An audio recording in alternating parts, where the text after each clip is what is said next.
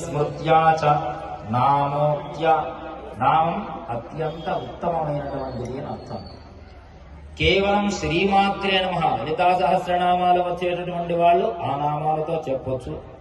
లేదా ఒకవేళ నామాలు రాలేనటువంటి వాళ్ళు శ్రీమాత్రే నమః అని చెప్తే చాలు, ఆ యొక్క అమ్మవారి యొక్క సహస్రనామాలు పూర్తవుతాయి. ఒకవేళ అసలు కుంకుమార్చన ఇక్కడికి వచ్చి కూడా చేయకుండా దూరంగా కూర్చునేటటువంటి వాళ్ళకి ఏ ఫలితం వస్తుంది అని ప్రశ్నిస్తే, కర్త, కారయిత, ప్రేరక, అనుమోదక అని నలుగురు ఉంటారు.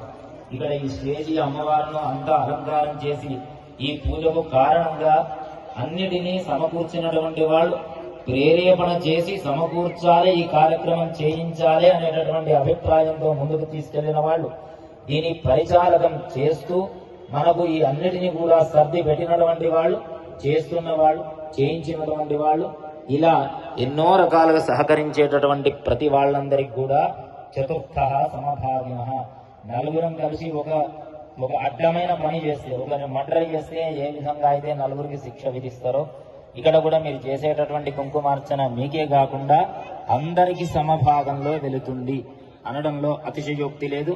ఇది చేస్తే ఏమిస్తుంది అమ్మవారు అంటే, కామేశబద్ధ మాంగళ్య సూత్ర శోభిత గంధర, ఆ కామేశుడు అయినటువంటి యొక్క ఈశ్వరుడు కామేశ్వరి అమ్మవారికి మాంగళ్యాన్ని ఏ విధంగా అయితే ఆమెకు కట్టినాడో ఆ విధమైనటువంటి యొక్క సుకృత విశేషము వలన, ఆ సహస్రనామార్చన వలన, కోటి కుంకుమార్చన వలన మీకు దీర్ఘ సౌమంగళ్యత్వం వచ్చి 7 జన్మలు 7 జన్మలు చేసినటువంటి యొక్క లలితా సహస్రనామాలు ఉత్తర పీఠికలు చెప్తారు. 7 జన్మ కృతైర్ఘోరై బ్రహ్మత్యైష్ట పావగై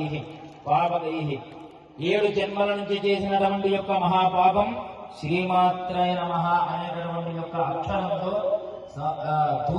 దూదితో పరిచినటువంటి యొక్క గుట్టను నిప్పు గడిగ ఎలాగైతే భస్మం చేయగలుగుతుందో అలా భస్మం చేస్తుంది అని చెప్పగలుగుతారు.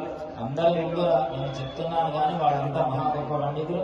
అయినను ఇక్కడికి రామకృష్ణ, గీత, అన్నా జోషి, నరసింహాచలం గారు, రాధాకృష్ణన్న, తర్వాత ప్రవీణ్ గారు అందరూ పిలిస్తే రావడం జరిగింది. నాకు తోచినటువంటి 2 వాక్యాలు